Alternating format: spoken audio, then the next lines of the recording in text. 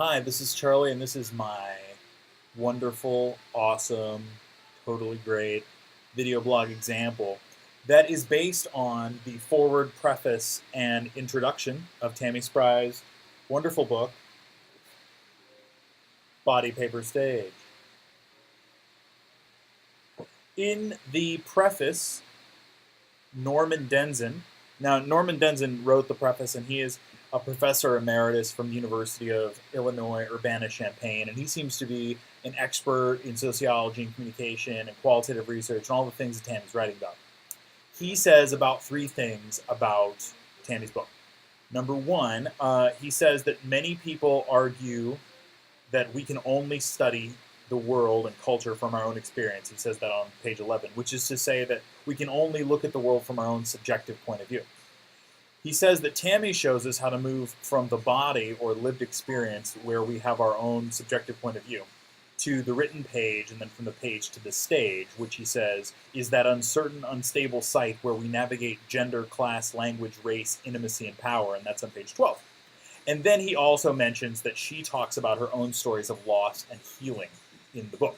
Now, the preface is primarily a poem about autoethnography, which makes me think that autoethnography is going to be about writing poems. The introduction has 6 parts. The first one, part 1, is bodies of / as evidence, where she talks about the body as being the evidence of autoethnography. So essentially, autoethnography is going to be writing about what the body feels. She says on page 19 that evidence about experience resides in the aesthetic crafting of critical reflection upon the body as evidence, which makes a lot of sense considering all the poems and things that she has written, all the creative things that she's written so far.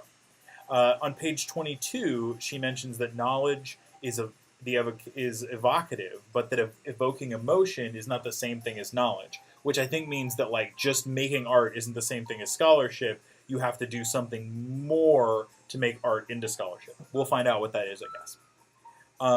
And then finally, she goes on to illustrate this with a variety of poems and literary reflections that she writes about.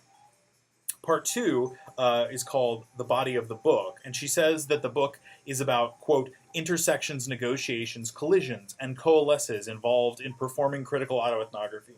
It is about putting the body on the page, lifting it to the stage, and then understanding the body and paper and stage are one another, and there is no purity of text or hierarchy of embodiment. So that's a lot of words, but I think it means that like the body, the paper, and the stage are all together, and that not one is better than the other. She then defines in that section performative autoethnography as the continuous negotiation of accounting for who we are with others in culture on page and stage and back again. So again, it's that page, stage, performance. And who we are in culture and how we write and perform about that is basically what that section's about. Part 3, textualizing the body. In general, she explains about turning the body into a text or writing the body, which seems to be important, that you're writing from about embodied experience. Part 4, studying performance. She says that autoethnography is part of performance studies and that studying performance ought to be rooted in theory. And she also says that performance studies has turned towards studying culture, and it is then taken up autoethnography or ethnography as a method. And then in part 5, called Studying Autoethnography, she says that autoethnography is really popular and it takes a lot of different forms, and that her book is grounded in performance studies, which she's already said. In the final section, Bodying Forth, she essentially just references a lot of her influences and the people that she's going to be citing, which makes sense because she says that performative autoethnography is, quote, the co-performativity of meaning with others, page 39. So it's like, here's all the people I'm referencing, and that's important because performative autoethnography is like made together.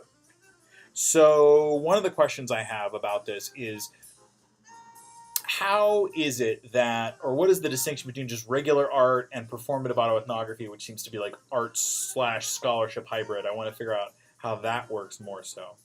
And I also want to figure out what she means by the co-performativity of meaning with others. She says in 39. What is co-performativity? Is that like performing with other people? I don't know. I guess we'll find out. And I can't wait to talk about it in class. So, thanks.